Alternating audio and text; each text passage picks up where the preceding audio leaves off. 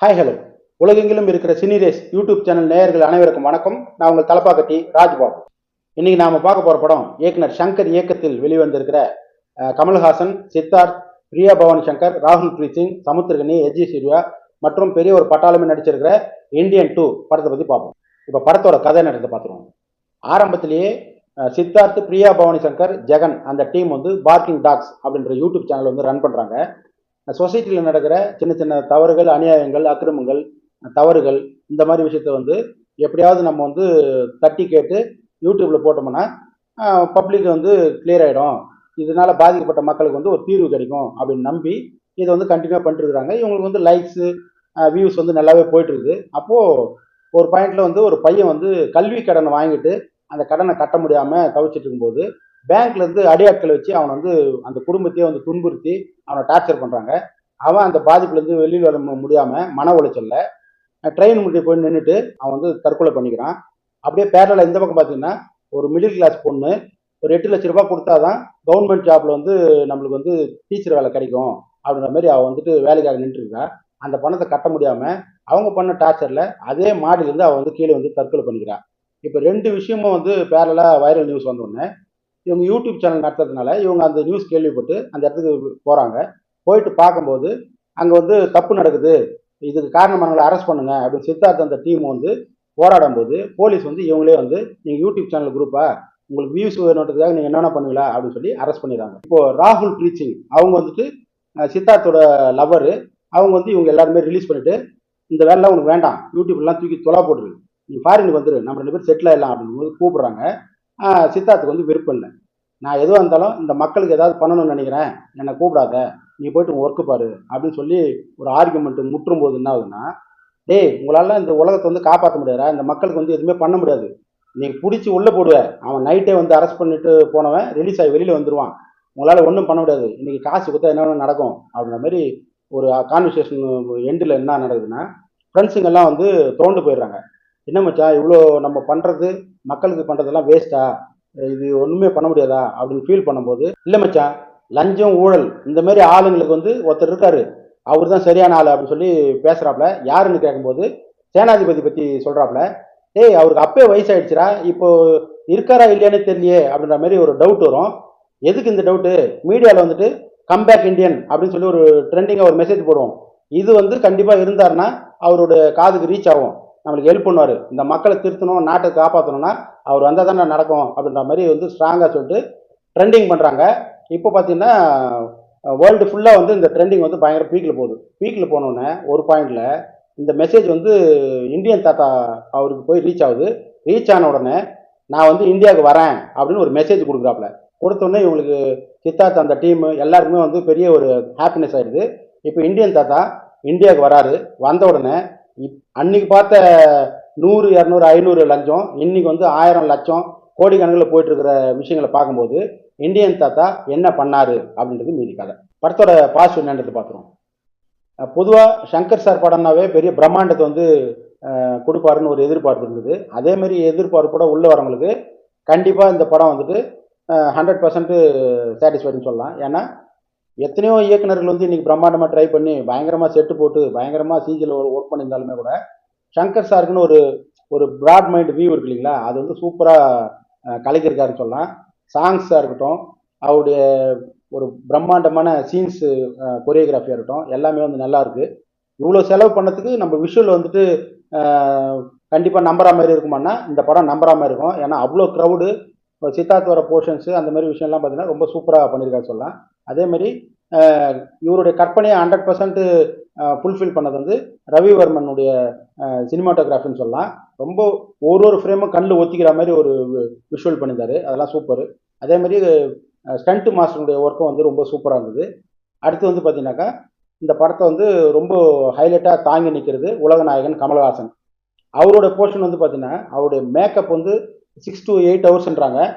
அதுக்கப்புறம் ஒரு 6 மணி நேரம் தான் வந்து ஷூட் எடுக்க முடியும், அவ்வளோ நெருக்கடியான ஒரு சூழ்நிலை அப்படின்ற மாதிரி சொல்கிறாங்க. பட் நீங்கள் படம் பார்க்கும்போது பார்த்தீங்கன்னா நமக்கு அவ்வளோ சாட்டிஸ்ஃபைடாக இருந்தது. நீங்கள் பழைய இந்தியனில் பார்த்தீங்கன்னா அன்றைக்கி இருந்த டெக்னாலஜியில் அந்த மேக்கப்லாம் வந்து நம்மளுக்கு புதுசாக இருந்துச்சு கமல் சார் பார்க்கும்போது. இன்றைக்கி இருக்கிற டெக்னாலஜியில் இந்த மேக்கப்போட இந்த வயசில் அவர் கொடுத்துருக்குற அந்த ஹார்ட் ஒர்க்கெல்லாம் ரொம்ப பெரிய பிரமிப்பு ஊட்டுற ஒரு விஷயமா இருந்தது. அதே மாதிரி கிளைமேக்ஸு ஒரு சேசிங் பிட்டு சீன்ஸ் எல்லாம் இருக்கும். அது எங்கே டூப்பு எங்கே ஒரிஜினல் கமல் நடிச்சிருக்காருன்றதே நம்மளால கண்டுபிடிக்க முடியல. அந்த அளவுக்கு கேமராமேனோட ஒர்க்கும் டைரக்டரோட ஒர்க்கும் ரொம்ப விறுவிறுப்பாக போச்சுன்னு சொல்லலாம். அடுத்த பிரம்மாண்டம்னா லைக்கா ப்ரொடக்ஷன்ஸ், சுபாஸ்கரன். இப்போ இந்த மாதிரி ஒரு பெரிய ப்ராஜெக்ட்டுக்கு வந்து இன்வெஸ்ட்மெண்ட் பண்ணணும், அதே மாதிரி இந்தியனுடைய சினிமா வந்து வேற லெவலுக்கு கொண்டு போகணும்னா சுபாஸ்கரன் சார் மாதிரி ஒரு பெரிய தயாரிப்பாளர்கள்னா இந்த ப்ராஜெக்ட் வந்து வெளியே வந்துடுறதுக்கு வாய்ப்பே இல்லை. அப்படி இருக்கும்போது ரொம்ப ஸ்ட்ரகிள் பண்ணி தான் இந்த படத்தை எடுத்திருக்காங்க. அதுக்கப்புறம் ஒரு பாயிண்டில் ப்ராப்ளம் வரும்போது இவங்க ரெட் ஜெயிண்ட் மூவிஸ் உள்ளே வந்த உடனே இந்த படத்துக்கு வந்து மறுபடியும் வந்து ரிலீஸ் ஆக போகுது அப்படின்ற மாதிரி நமக்கு தோணுச்சு இல்லையா. நீங்கள் படம் பார்க்கும்போது இந்த மாதிரி ப்ராஜெக்ட் வெளியில் வந்தது வந்து நம்மளுக்கு இந்தியன் சினிமாக்கே வந்து ஒரு ப்ரௌடு. மியூசிக் டைரக்டர் அனிருத், நீங்கள் வந்து செப்பரேட்டாக பாட்டு கேட்குறதுக்கும் படத்தில் பார்க்குறதுக்கும் நம்மளுக்கு வந்து ரொம்ப மேட்சிங்காக இருந்தது. ஃபர்ஸ்ட் ஹாஃப்லாம் வந்த சாங்ஸ் எல்லாம் வந்து பார்த்தீங்கன்னாக்கா கூஸ் பம்ப்ஸாக இருந்துச்சுன்னு சொல்லலாம். அதே மாதிரி ஆர்ட் டைரக்டர் முத்துராஜ், அவருடைய செட் ஒர்க்லாம் பார்த்தீங்கன்னா ஒரு தங்கத்திலே ஒரு ஒரு செட் ஒர்க் ஒன்று போட்டிருப்பாங்க. ஒரு பெரிய பணக்காரனுடைய ஒரு இடம்னு, அதெல்லாம் ரொம்ப சூப்பராக இருந்துச்சு. விஷுவலும் வந்து ரொம்ப சூப்பராக பண்ணியிருந்தாங்க. அதே மாதிரி கிராவிட்டி, ஜீரோ கிராவிட்டி அப்படின்ற மாதிரி ஒரு இடத்துல ஒரு செட்டு, அந்த இடமும் பார்த்தீங்கன்னாக்கா நம்மளுக்கு வந்து ரொம்ப லைவாக இருந்தது. அந்த செட்டுக்கு தகுந்த மாதிரி கமல் சாரும் கமல் சாருக்கு ஆப்போசிட்டில் இன்னொரு கேரக்டர் இருக்கும். அந்த ரெண்டு பேருமே வந்துட்டு ரொம்ப லைவாக நடிச்சிருந்தாங்க சொல்லலாம். இதெல்லாம் வந்து படத்துக்கு வந்து பலம். 3 பேர் முக்கியமான நபர்கள். ஒன்று விவேக் சார், மனோபாலா சார், நெடுமுடி வேணு அவர்கள். 3 பேருமே வந்து இந்த படத்தில் பார்க்கும்போது அவங்க இல்லைன்னு நினைக்கும் போது நம்மளுக்கு வந்து கொஞ்சம் கஷ்டமாக இருந்தது. பட் அவங்களுடைய போர்ஷன்ஸ் எல்லாம் வந்து தேவையான இடத்துல ரொம்ப நல்லா இருந்தது பார்க்கறதுக்கு. படத்தோட மைனஸ் என்னன்றது பார்த்துருவோம். இப்போது படம் ஆரம்பித்த உடனே நமக்கு என்ன ஆகுதுன்னா, சித்தார்த் வந்து கம்பேக் இந்தியன் அப்படின்னு சொல்லி முடிச்ச உடனே இப்போ தாத்தா வருவார், தாத்தா வந்தோடனே ஏதாவது ஒன்று பண்ணுவார் அப்படின்ற மாதிரி ஒரு கியூரியாசிட்டி இருந்தது ஸ்கிரிப்ட்லேயே. அதுக்கப்புறம் தாத்தா வந்து என்ன பண்ணார் அப்படின்னு சொல்லி பார்த்தீங்கன்னா, ஒரு 2 பணக்காரங்கள் வந்து சாகடிக்கிறாரு. அந்த சீன்ஸ் எல்லாம் பார்த்தீங்கன்னா நம்மளுக்கு வந்து அழுத்தமாக உக்காரல. மெயினாக வந்து பார்த்தீங்கன்னா இந்தியன் 1ல் ஒவ்வொரு மர்டர் பண்ணும்போதும் அதுக்கு வந்து அழுத்தமான சீன்ஸ் இருந்தது, எமோஷன் இருந்தது, நமக்கு பார்க்கும்போதே வந்து ஈஸியாக கனெக்ட் ஆச்சு. பட் இதில் வந்து பார்த்தீங்கன்னாக்கா நம்மளுக்கு கனெக்ட் ஆகலை. அது ஏதோ ஒன்று மிஸ் ஆயிடுச்சு நம்மளுக்கு. என்னென்னா அழுத்தமான சீன்ஸ் இல்லாததான் ஒரு பெரிய குறை. இப்போ அதுக்கு மெயின் காரணமே வந்து பார்த்தீங்கன்னா விறுவிறுப்பான திரைக்கதையை வந்து சுறுசுறுப்பு இல்லாதனால நம்மளுக்கு அந்த ஃபர்ஸ்ட் ஹாஃப்லேயே வந்துட்டு படம் என்னடா டே எங்கடா போய் நிற்கும் அப்படின்ற மாதிரி ஒரு டயர்ட்னஸ் வர்றது நம்மளால் உணர முடியும். ஃபஸ்ட்டு வந்து பாட்டில் சுஜாதா சாரோட திரைக்கதையும் அவருடைய வசனங்களும் ஒவ்வொரு வசனத்துக்கும் நம்ம வந்து கிளாப்ஸ் பண்ணோம், அப்படி என்ஜாய் பண்ணி பார்த்தோம். பட் இந்த படம் ஓவராலாகவே வந்து பார்த்தீங்கன்னா டைலாக்ஸுக்குன்னு யாருமே தேட்டரில் வந்துட்டு பெருசாக ரெஸ்பான்ஸ் பண்ணல. மெயினாக ஒரு ஹீரோ வந்து நல்லவன், ஒரு வில்லன் வந்துட்டு லஞ்சம் வாங்குறான், அவனை கொள்றான்ற மாதிரி நம்ம பார்ப்போம் ஆடியன்ஸாக. பட் இந்த கதையில் என்ன ஆயிடுச்சுன்னா வந்த உடனே வந்து நீங்கள் வந்து முதல்ல வீட்டை திருத்துங்க, அதுக்கப்புறம் நாட்டை திருத்திக்கலாம் அப்படின்னு ஒரு பாயிண்ட் சொன்ன உடனே என்ன ஆயிடுச்சுன்னா, எல்லார் வீட்டுக்குள்ளேயும் வந்து லஞ்சம் வாங்குறவன் இருக்கிறான், கரப்ஷன் பீப்புள்ஸ் இருக்காங்க, அப்போது நல்லவன் எங்கே இருக்கிறான் அப்படின்ற மாதிரி ஒரு கொஸ்டின்ஸ் வந்து டைரக்டர் தூக்கி வச்சுறாரு கதையிலேயே. அப்போ என்ன ஆயிடுதுன்னா நம்மளுக்கு படம் பார்க்கும்போது இதில் யார் வில்லன் யார் ஹீரோ அப்படின்ற ஒரு குழப்பம் வருது. அதனாலே நம்மளுக்கு படம் பார்க்கும்போது திரைக்கதையில் வந்து சூடு பிடிக்காத மாதிரி ஒரு டயர்ட்னஸ் வருது. ஃபர்ஸ்ட் ஹாஃப்லேயே இவங்க சொல்ல வேண்டிய கதை மொத்தமாக வந்து சொல்லிட்டாங்க. இப்போ செகண்ட் ஹாஃப் என்ன பண்ணுறதுன்னு ஒரு பெரிய குழப்பம் இருக்குது. அப்போ என்ன பண்ணிட்டாங்கன்னா நம்ம வந்து கொஞ்சம் இழுத்து சொல்லிக்கலாம் அப்படின்னு சொல்லிட்டு வம்படியாக திரைக்கதை பண்ணாமல் இருந்துச்சு. அதே மாதிரி கிளைமேக்ஸ் எல்லாம் பார்த்தீங்கன்னாக்கா ஒரு 15 மினிட்ஸ் கிட்ட ஒரு சேசிங் பிட் ஒன்று வரும். அதெல்லாம் வந்து பார்த்தீங்கன்னாக்கா நம்மளுக்கே டயர்ட் ஆயிடுச்சு. என்ன டேய் ஒரு 5 நிமிஷத்தில் சொல்லி முடிச்சிருந்தாக்கா அடுத்த கதைக்கு போக மாட்டீங்களா அப்படின்ற மாதிரி ஒரு போர் அடிச்சிச்சு. ரெண்டாவது ஒரு 15 மினிட்ஸ் சொல்கிறாங்க இல்லையா, சொல்லி முடிச்சுட்டு என்ன பண்ணுறாங்கன்னா ஈஸியாக தப்பிக்கலாம். அவர் தப்பிக்க தந்தா அவர் சுற்றி சுற்றி ட்ரெயின் ஏறுறாரு, மார்க்கெட் உள்ளே போகிறாரு, ரோடு சேசிங்கு, அதாவது இவங்க பார்த்த முக்கியமான சிட்டியில் இருக்கிற டிராஃபிக்கான இடத்துலலாம் வந்து ஷூட் பண்ண நல்லாயிருக்கும், பயங்கரமாக என்ஜாய் பண்ணுவாங்கன்ற மாதிரி நினச்சிட்டாங்கன்னு தெரியல. அதெல்லாம் நம்மளுக்கு வந்து போர் தான். இன்னொன்று எந்திரன் வந்து ஹிட்டு, அதை வந்து செகண்ட் பார்ட் எடுக்குன்னு சொல்லிட்டு 2.0 எடுத்தாங்க. அது ஒன்றும் இவங்களுக்கு பெருசாக ஒர்க் அவுட் ஆகலை. அதே மாதிரி இந்தியன் 1 பெரிய ஹிட்டு, இந்தியன் 2 வந்து எடுத்தோம்னா நம்ம வந்து கம்பேக் சங்கர் அப்படின்ற மாதிரி நம்ம பழைய இடத்த பிடிச்சலான்னு சொல்லி இவங்க ஆசைப்பட்டு எடுத்திருக்காங்க. ஆனால் இந்த படம் பார்த்தீங்கன்னா எதிர்பார்த்து உள்ளே வந்தீங்கன்னா கொஞ்சம் அப்செட் தான். அதை மீறி நம்ம ஏற்கனவே கல்கியில் சொன்னோம், ஒரு பார்ட்டு நல்லா ஓடினா தான் அடுத்த பார்ட்டுக்கு வாங்கன்னு சொல்லும்போது பாகுபலி கம்பேர் பண்ணி சொன்னோம். ஆனால் இந்த படத்தை பொறுத்த வரையும் சுமாராக எடுத்து வச்சுட்டு நாங்கள் அடுத்த படத்தை நல்ல படம் எடுத்து வச்சுருக்கிறோம் அப்படின்னு சொல்லி எண்டில் ஒரு ட்ரெய்லர் மாரி சில ஷார்ட்ஸ் எல்லாம் போடுறாங்க. இந்த படமே வந்து நமக்கு வந்து ஏன்டா அப்படின்ற மாதிரி இருக்கும்போது அந்த படத்தை நம்ம எப்படி வந்து ரொம்ப ஸ்ட்ராங்காக எதிர்பார்ப்போம், சூப்பரான படமா இருக்குன்னு. ஒரு கதை நம்ம வந்து திரைக்கதை பண்ணும்போது ஃபுல்ஃபில்லாக சொல்ல முடியலன்னா இந்த கதையை வந்து ரெண்டாவது பார்ட் எடுக்கலாம் அப்படின்னு அது டிமாண்ட் பண்ணும். அப்பதான் நம்ம வந்து ஒர்க் அவுட் பண்ணோம்னா பாகுபலி 1 பாகுபலி 2 மாதிரி பெரிய சக்சஸ் கிடைக்கும். இவங்க என்ன பண்றாங்கன்னா, ஒரு இந்தியன் 1 ஓடிச்சா அந்த படத்தை இப்போ ரெண்டாவது பார்ட் எடுத்தோம்னா மக்கள் உள்ள வந்துருவாங்க, பெரிய ஒரு பிசினஸ் கிடைச்சிரும் அப்படின்னு நம்புறாங்க. கதையை தான் நம்பணுமே தவிர இந்த மாதிரி தப்பான ஒரு ஐடியாஸ் எல்லாம் நம்பணும்னா மக்கள் வந்து வெக்ஸ் ஆயிடுவாங்க. ரெண்டாவது, ஒரு பெரிய பெரிய இயக்குநர்கள் என்றவங்க எல்லாமே தெரியும், ஏன்னா சக்ஸஸ் கொடுத்து தான் இத்தனை வருஷமா நீங்கள் ஃபீல்டில் நிற்கிறீங்க. அப்போது அந்த கதையோட கண்டினியூட்டியாக இதை நான் சொல்லணும், அப்போ தான் அந்த கதை ஃபுல்ஃபில் ஆகணும்னு உங்களுக்கு தெரிஞ்சிருக்கும். அது மீறி எதுக்கு இந்த இவ்வளோ பெரிய தப்பு பண்ணுறீங்க? இப்போது ரெண்டாவது பாட்டுக்கு வந்துட்டோம், நீங்கள் மூணாவது பாட்டுக்கு வாங்க, நாங்கள் நல்ல கதை சொல்லணும்னாக்கா அப்போ மூணாவது பாட்டுக்கு நாங்கள் வரணுமா? அதே மாதிரி இப்போ மூணாவது பாட்டு வந்துட்டு இது ஓரளவுக்கு போயிடுச்சு, நாலாவது பாட்டு வாங்கன்னு சொல்லுவீங்களா? தயவுசெய்து இப்போ பாகுபலி ராஜமௌலி எடுத்துங்க. 1 பெரிய ஹிட்டு, 2 பெரிய ஹிட்டு, மூணாவது பாட்டு எப்போ சார் வரும்னு டேரக்டர்கிட்ட கேட்கும்போது பப்ளிக்கு அந்த மாதிரி கதை கிடைச்சதுன்னு நான் எடுப்பேன், அது வரையும் வந்து நான் சொல்கிறேன் அப்படின்ற மாதிரி அவர் எஸ்கேப் போயிட்டார். அதுதான் நல்லது. ஒரு கதை முடிஞ்சிச்சா அதோட விட்டுருங்க, வேற ஒரு ஐடியாஸுக்கு போங்க, வேற ஒரு கிரியேட்டிவிட்டிக்கு போங்க. மக்கள் வந்து உங்களை வந்து நம்பிட்டு தான் இருக்கிறாங்க, நீங்கள் நல்லா கதை சொல்லுவீங்க, நல்லா படம் பண்ணுவீங்கன்னு சொல்லிட்டு. அந்த பேர் வந்து காப்பாற்றிங்க.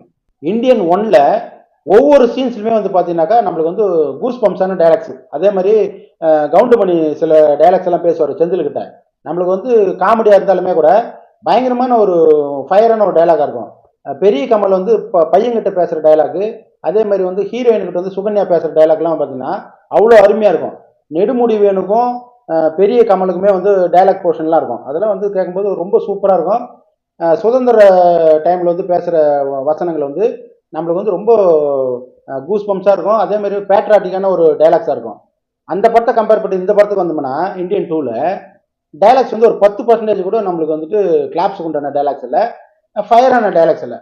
கதைக்கு உண்டான சில டைலாக்ஸ் இருக்கும் இல்லையா, அந்த மாதிரி தான் போதே தவிர நம்ம வந்து எங்கேயாவது விசில் அடித்தாங்க மக்களை வந்து கொண்டாடினாங்க அப்படின்ற மாதிரி பார்க்கும்போது ரொம்ப குறைவு. இந்த படம் ஜென்டில்மேன், அன்னியன், இந்தியன் மொத்தம் சங்கரோட படத்தை வந்து திரும்பி ஒரு முறை ரிவைண்ட் பண்ணி பார்த்தா மாதிரி ஸ்க்ரீன் பிளே பண்ணி வச்சிருக்காப்புல. இப்போ அன்னியனில் பார்த்தீங்கன்னா இந்த கும்பி பாதம் அப்படின்னு சொல்லிட்டு கருடு புராணத்தில் வர விஷயங்கள் வந்து பேசுவார் இல்லைங்களா, அதே மாதிரி இதில் வந்து பார்த்தீங்கன்னா வர்ம கலையில் அந்த பாட்டு, அந்த பாட்டினுடைய விஷயங்கள் வந்துட்டு ரெண்டுத்தையும் ஒரே மாதிரி எடுத்து வச்சுருக்காங்க. அதே மாதிரி இப்போ நீங்கள் இத்தனை மணிக்கு வருவோன்னு சொல்லிட்டு அன்னியில் சொல்லுவார்.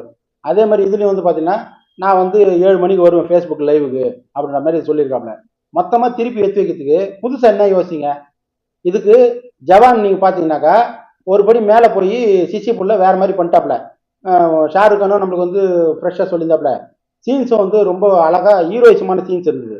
நம்ம கிளாப்ஸ் கொண்டான ஏரியா வந்து இந்த படத்துக்கு வருமா ஜவானுக்கு வருமானு பார்த்தா ஜவானுக்கு தான் வரும் பப்ளிக் சைடு கிளாப்ஸ்.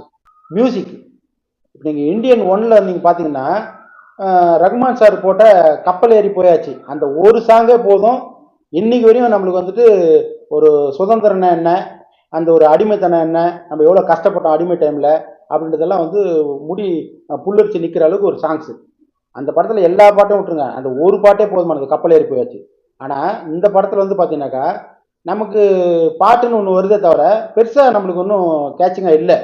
இப்போ தான் தெரியுது ரகுமான் சார் வந்து அந்த படத்துக்கு எவ்வளோ உழைச்சிருக்காருன்னு சொல்லிட்டு. ஒன்று ரகுமான் சாரே இந்த படத்தை வந்து போட்டிருந்தா கூட ஓரளவுக்கு மேட்ச் பண்ணி வேறு மாதிரி கொண்டு வந்திருப்பார். அனிருத்துக்கிட்ட போகும்போது என்ன பிரச்சனை தெரியல, டைம் கொடுத்தாங்களா டைம் கொடுக்கலான்னு தெரியல, தலைவன் என்ன நினச்சானோ எல்லாத்தையுமே வாசிட்டு இருக்காப்ல. அந்த படத்துக்கும் இந்த படத்துக்கும் பேர் தான் இந்தியன் இருக்குதே தவிர மியூசிக்கு டோட்டலாகவே வேறு, நம்மளால் ஈஸியாக கனெக்ட் பண்ணவே முடியல. அதுவும் ரீரிகார்டிங்லாம் பார்த்தீங்கன்னா என்ன நடக்குதுன்னே தெரியல படத்தில், அது பாட்டுன்னு போயிட்டு இருக்குது படம். சாங்ஸும் வந்து பார்த்தீங்கன்னாக்கா அந்த படத்தோட நான் ஏன் திரும்பி திரும்பி இந்தியன் 1 கம்பேர் பண்ணுறது வந்து உங்களுக்கு புரியுதுன்னு நினைக்கிறேன். அந்த நமக்கு ஏற்பட்ட பாதிப்பு இந்த படம் பார்க்கும்போது நம்மளுக்கு கஷ்டமாக இருக்குது. என்னடா இவங்கெல்லாம் சுமாராக வேலை பார்த்துட்டாங்களோ, வாங்கின காசுக்கு சரியாக வேலை செய்யலையோ அப்படின்ற ஒரு கோபம் தான் வருது நம்மளுக்கு. ஹாலிவுட் படம்லாம் பார்த்தீங்கன்னா ஒரு படம் எடுப்பாங்க, பெரிய சக்ஸஸ் ஆகும், அது செகண்ட் பார்ட் எடுக்கணும் போது ஒரு ஒரு 5 வருஷமோ 10 வருஷமோ கழிச்சு வரும்போது அந்த ஹீரோவும் மாற்றிடுவாங்க, டைரக்டரும் மாற்றிடுவாங்க. அன்றைக்கி ட்ரெண்டிங்கில் யார் இருக்காங்களோ அவங்கள வச்சு எடுப்பாங்க. ஆனால் தமிழ் சினிமாவில் மட்டும்தான் ஒரு படம் எடுத்துகிட்டு ஒரு 15 வருஷம் கேப் விட்டு இன்னொரு படம் எடுத்தாங்கன்னா நாமளே எடுப்போம் அப்படின்னு சொல்லி அடம் பிடிச்சி எடுக்கிறாங்க. இப்போ இருக்கிற பிரச்சனை என்னன்னா, ஏற்கனவே ஹிட்டு கொடுத்தாங்க பாரு ஃபர்ஸ்ட் பார்ட்டு, அந்த படத்தோட பேரும் சேர்த்து கெடுத்துருது ரெண்டாவது பார்ட்டில். தமிழ் சினிமா பார்ட் 1 பார்ட் 2 வரிசையில் ஃபஸ்ட்டு இடத்த வந்து லாரன்ஸ் பிடிச்சிருக்காரு, ராகவா லாரன்ஸ். ரெண்டாவது ஹரி. இப்போ வந்து சங்கர் வந்திருக்காரு. இப்போது ஹரி என்ன பண்ணார், சிங்கம் 1 எடுத்தார், சூப்பராக போச்சு. சிங்கம் 2 கொஞ்சம் ஆவரேஜ். சிங்கம் 3ல வந்து சிங்கத்தை கொண்டுட்டு சோழி முடிச்சிட்டாரு.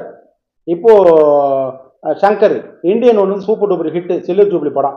இப்போ இதில் வந்து பார்த்தீங்கன்னா உங்களுக்கு தெரியும், இப்போ நம்ம பண்ணுற ரிவ்யூலேருந்தே இவர் வந்து அடுத்த பார்ட்டு இப்போ இந்தியன் 3 வரப்போகுது. அதில் மேக்ஸிமம் வந்து கமலோட வந்து சோழி முடிப்பாருன்னு நினைக்கிறேன். ஏன்னா தாத்தா வந்து என்ன பண்ணுறாருன்னு தெரியல, அந்த படத்தில் மேக்ஸிமம் முடிச்சிடுவார்னு நினைக்கிறேன்.